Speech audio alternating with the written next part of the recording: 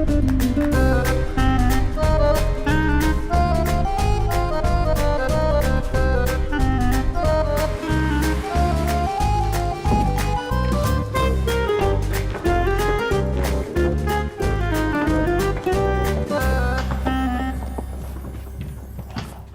ده؟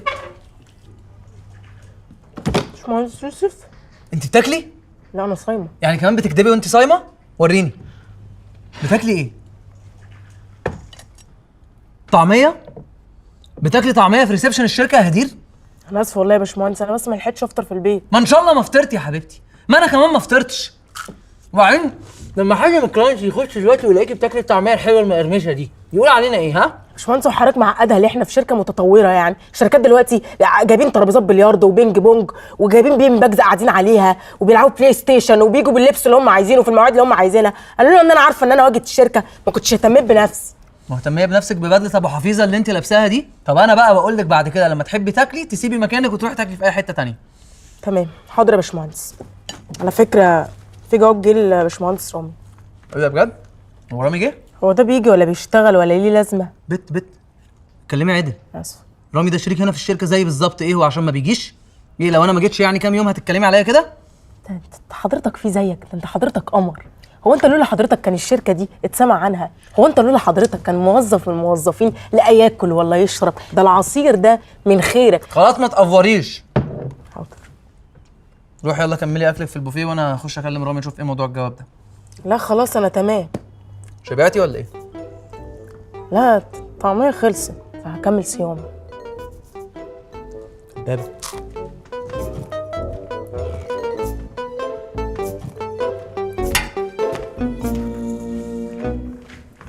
صباح الفل يا باشمهندس. صباح الخير يا علاء. انت الساعه معاك كام؟ ساعتك بايظه ولا ايه؟ انا مش عايز لماضه. ايه اللي جايبك متاخر؟ ما انت جاي متاخر. انا صاحب الشركه، انت مالكش دعوه انا اجي امتى. هو انا ما قلتلكش؟ لا ما قلتليش. لبنى مراتي تعبت واضطرينا ننقلها. علاء انا لما انت ما ردتش كلمتك على البيت ولبنى اللي ردت عليا. ما احنا نقلناها البيت. ما هفهمك. هي لما تعبت درجه حرارتها عاليه جدا، بقت 37 الا شرطه. الا شرطه؟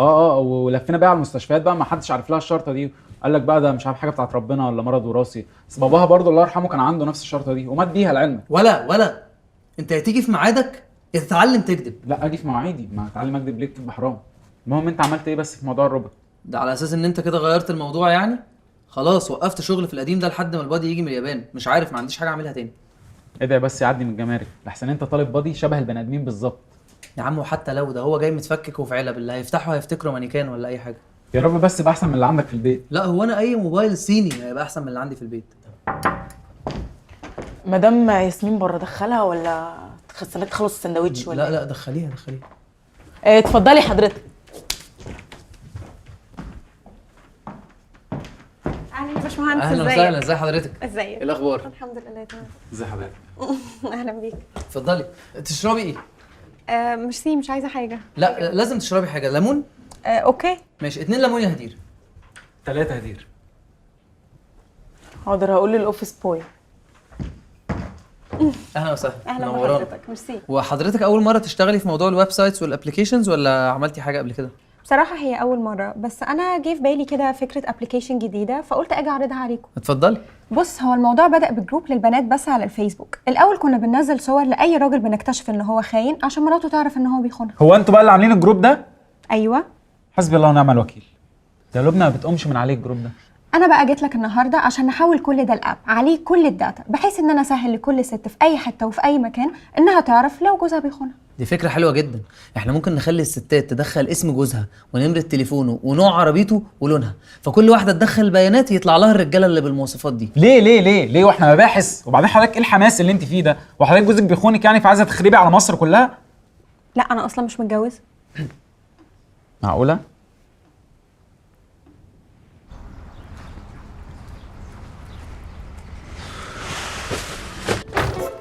بقول لك ايه يا ساره، والنبي لو لقيتيها اتزنقت او هنجت كده ابقي افصليها او شوفي اي حل، لحسن دي لو حصل لها حاجه انا هيحصل لي مشاكل كبيره في الشغل. لا يا حبيبي ما تخافش على زومبا مني خالص، يبقى خليها هي بس اللي تاخد بالها مني.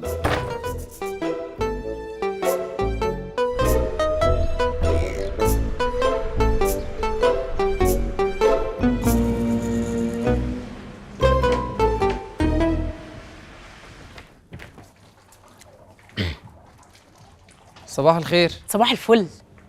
عامله ايه؟ الحمد لله كويس، كله تمام الحمد لله.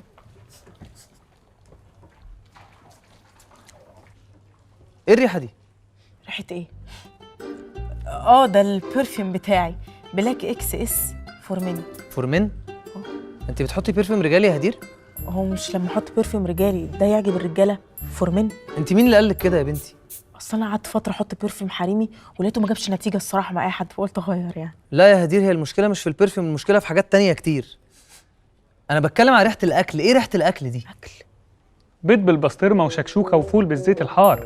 ما شاء الله، حضرتك جبت الاوردر بالظبط. اكل تاني يا هدير؟ هو انت بتسمعيش الكلام؟ لا حضرتك قبل كده نبهت على الطعميه. تمام، يبقى كده الطعميه والشكشوكه والبيض بالبسطرمه والفول بالزيت والبطاطس الصوابع والبتنجان واي اكل ما تاكليش هنا. تمام حضرتك، هبقى اركب محاليل اتغذى عليها عشان حضرتك منع الاكل في الشركه عينيا. انت بتتلمضي ومش عاجبك. طب بصي بقى يا هدير، من هنا ورايح الباشمهندس لذيذ هيشتغل معانا هنا في الشركه، ولو شافك بتعملي اي حاجه من الحاجات اللي انا منبه عليك انك ما تعمليهاش هيجي يبلغني، وساعتها اقسم بالله يا هدير اللي هيبقى اخر يوم ليكي معانا في الشركه. هو بجد هيشتغل معانا في الشركه؟ هاي انا هدير. وانا لذيذ. واضح جدا طبعا. على فكره هو مش بيزعلي كده دايما، هو بس لازم يرسم الشخصيه دي قدامك عشان انت اول يوم ليك يعني معانا في الشركه وكده، ولازم تهابه وتخاف منه. وبعدين اصلا هو ما يقدرش يستغنى عني، ده انا بيتعرض عليا اوفرز من شركات وعرسان يا لهوي، بس انا عندي انتماء هنا للمكان يعني، يا ريته بيتقدر بس يلا مش مشكله. قول لي انطباعك الاول عني ايه؟ احنا بقالنا 5 دقايق اهو بنتكلم. انا ما اتكلمتش. ايوه صح ما اتكلمتش. يعني مثلا ايه الصفه اللي انت استخلصتها من شخصيتي في الشويه اللي احنا وقفناهم مع بعض؟ رغايه. اهو شفت، شويه صغيرين وقفتهم معاك خليتك تاخد عليا وتهزر معايا لدرجه ان انت تقول لي رغايه وكده. ان شاء الله تتبسط معانا يا باشمهندس. باشمهندس لذيذ.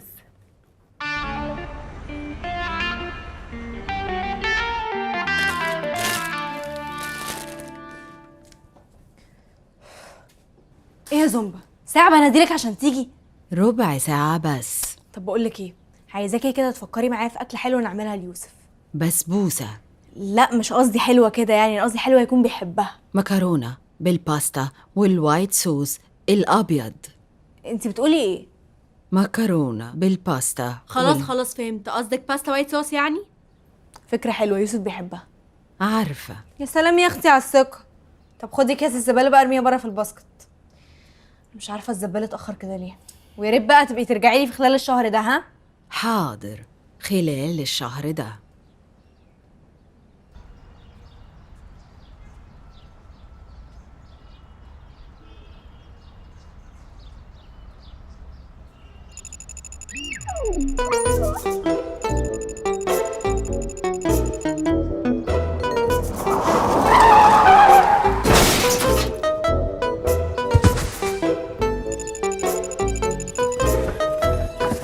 يا نهار اسود، انا ايه اللي عملته ده؟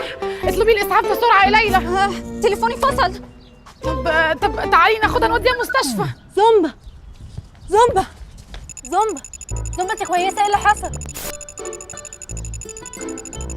سارة زبالة. ايه؟ سارة زبالة. مين دي الزباله؟ انت بتشتميني يا زومبا؟ مقفولة. الحمد لله الحمد لله بتتكلم. حضرتك تعرفيها؟ ايوه طبعا، دي الشغاله بتاعتي. يلا يا زومبا قومي عشان نخش جوه. لا حضرتك تخش جوه فين حضرتك؟ دي لازم تروح المستشفى، ده ممكن يكون جالها ارتجاج ولا حاجه. يا فندم ارتجاج ايه بس، ما هي زي الفل اهي. يلا يا زومبا. شايفه اللي بيحصل ده؟ احنا ما ينفعش نسيبها كده. انا عايزه اعرف الست دي بتعمل ايه مع الشغاله بتاعتها.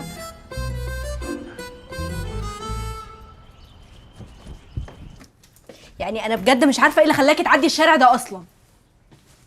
زبالة. يا استاذه انا ملك فهمي، نشاطه حقوقيه وعضو لجنه حقوق الانسان. معلش انا غلطت ولازم اتعاقب. انا مجرمه، انا مذنبه. حضرتك لازم تعملي فيها محضر وتطلبي تعويض عشان ما اعملش كده تاني. يا فندم ليه بس الاوفر ده كله؟ ما الست مسامحه، هي مفيش حاجه.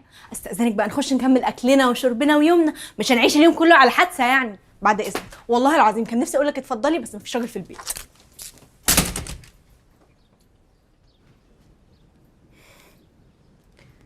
ايوه يا يوسف، انت فين؟ قربت يعني؟ طب يلا والنبي تعالى بسرعه عشان عايزاك ضروري. ماشي، باي باي.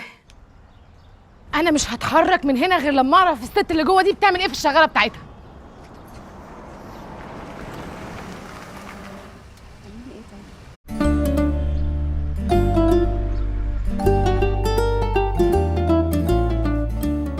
بقولك ايه يا زوز، زوزتي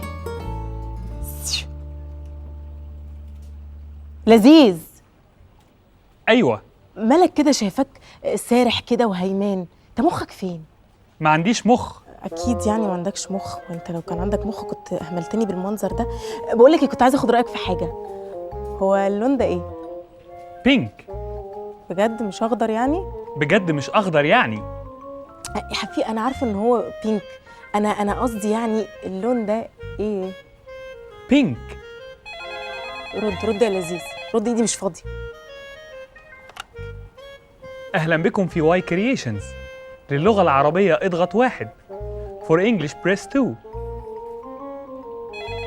ثانيه من فضلك. اهلا بكم في واي كرييشنز. للغه العربيه اضغط 1. For English press 2. ثانيه من فضلك. عملاء في الانتظار. مش فاضيه دلوقتي. هدير مش فاضيه دلوقتي. يخرب بيتك هتقطع عيشي، اقفل بسرعه اقفل. يا جماعه فين الحاجه اللي انا قلت عايزها تطبع؟ المفروض لذيذ هو اللي يطبعها. لذيذ طبعت الحاجه؟ لا. يا اختي ايه السعاده دي؟ ممكن تطبع الحاجه؟ اوكي. كم نسخه؟ نسختين. ابيض واسود ولا الوان؟ الوان. ورق A4 ولا A3؟ لذيذ انا مش عايز اتنيل. ما تتنيلش. ورق A4 ولا ايه انا ماشي. مع السلامه. لذيذ، انا محتاج نسخه من كود السوفت وير على فلاشه بسرعه. ثانيه واحده وتجيبها قدامي. هون قوي.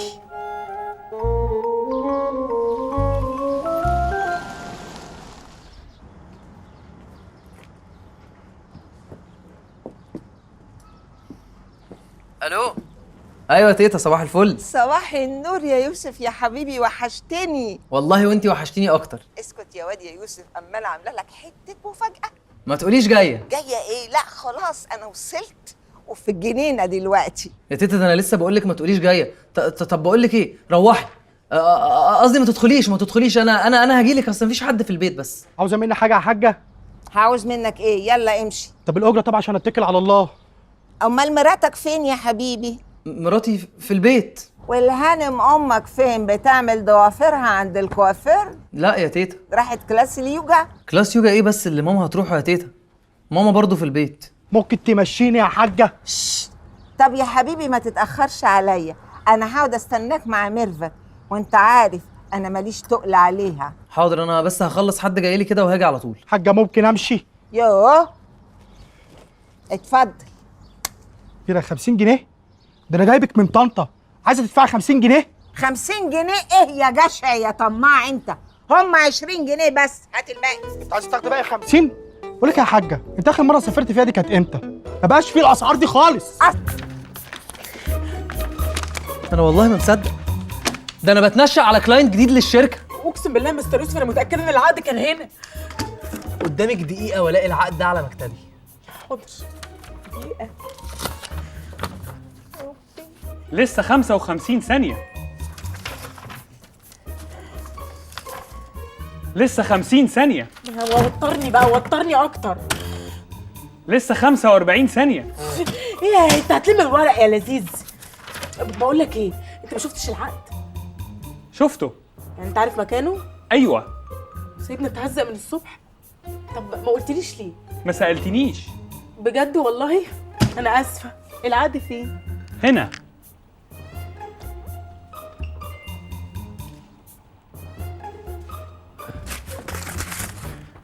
برافو عليك يا لذيذ.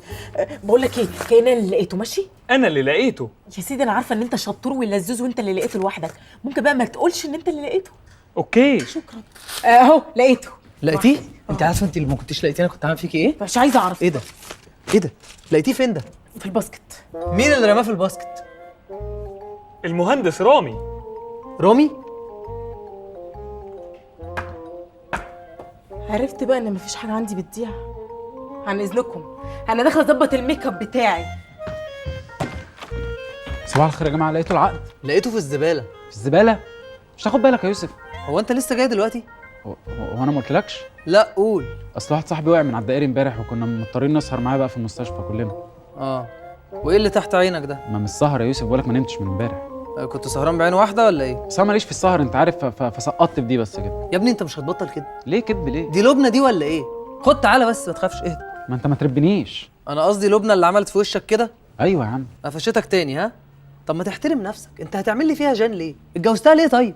بس انت مش فاهم، هو لبنى دي بنت عمي، وعم الله يرحمه كان مدخلها في الورث، وانا ابويا كان ليه حته ارض يعني الموضوع مش كده. متجوزها تخليص حق يعني. بس بقى عشان لذيذ بيسجل كل حاجه.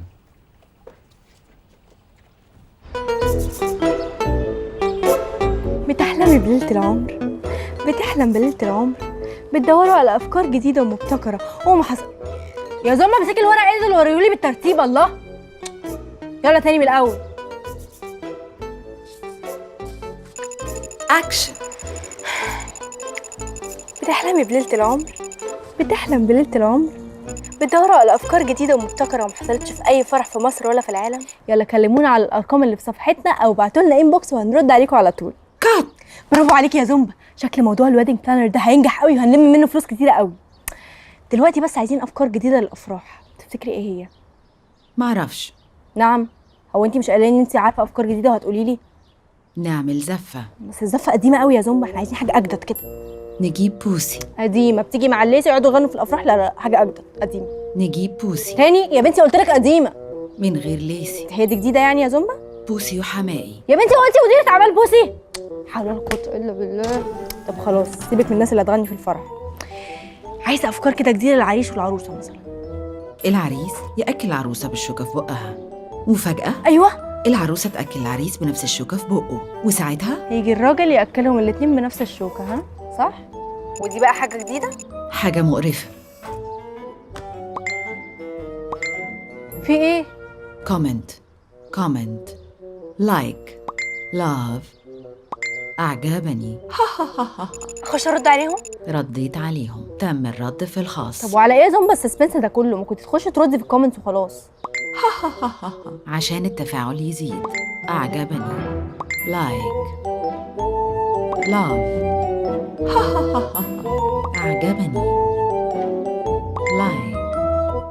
اهلا جيجي، عامله ايه يا حبيبتي؟ وحشتيني قوي. ماما ممكن العب مع زومبا؟ بس يا زياد عشان ما تتكهربش. ازيك يا حبيبتي؟ ما تخافيش، مش هتكهرب ولا حاجه. خدي يا زومبا والعبي معايا يلا. حبيب خالته انت حبيبي. مالك انت معيطه ولا ايه يا جيجي؟ مش عارفه اقول لك ايه والله يا ساره. بلاش انكد عليكي يوم فرح. لا يوم فرحي ده ايه ده؟ انا كنت بصور حاجه بسرعه كده. قولي لي بس مالك؟ بيخوني ايهاب، بيخوني. طب وعرفتي ازاي؟ بكلمه يا بنتي لقيت نبره صوته متغيره، قلت له مالك؟ قال لي مقفيش، اصل انا في مأموريه في الكويت، ومره يقول لي انا في البحرين، ومره في ابو ظبي، متجوزه ابن بطوط انا. مهم وانا بتكلم معاه عملت نفسي قفلت وانا ما قفلتش، وسمعت صوت واحده جنبه. نهار اسود، وهتعملي ايه؟ هطب عليه طبعا. لا تطبي عليه ده ايه؟ انت تقعدي في بيتك معززه مكرمه وتطلبي ورقه طلاقك لحد عندك؟ ما ينفعش يا ساره، انا كل تفكيري دلوقتي في زياد. هو يا حبيبي حساس قوي، هيتعذب من غير باباها. بعد كل اللي عملتيه عشانه ده. كنت فاكره بقى حياتها تبقى زي البنات اللي على الفيسبوك، واقفه بالهوت شورت وواقفه في المطبخ وجوزي حاضني من ظهري وبنضحك سوا. بس انتي ما بتلبسيش هوت شورت يا جيجي، ولا بقف في المطبخ. امال بتعيطي ليه دلوقتي؟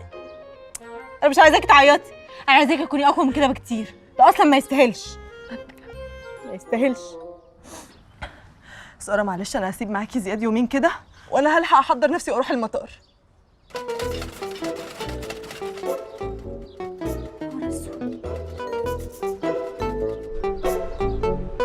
بجد يا لذيذ انا مش عارفه اقول لك ايه، انت انقذتني حقيقي، انت انسان قوي. لا لا لا لا، حقيقي حقيقي انت انسان. لا مش معقولة، ما هو انك تبقى عامل حاجة حلوة قوي كده وما تبقاش حاسس انك عامل حاجة حلوة، ده في حد ذاته يثبت ان انت جواك حاجة حلوة. انت فاهمني ولا ايه؟ لا كل حاجة لا تسهلنا قوي.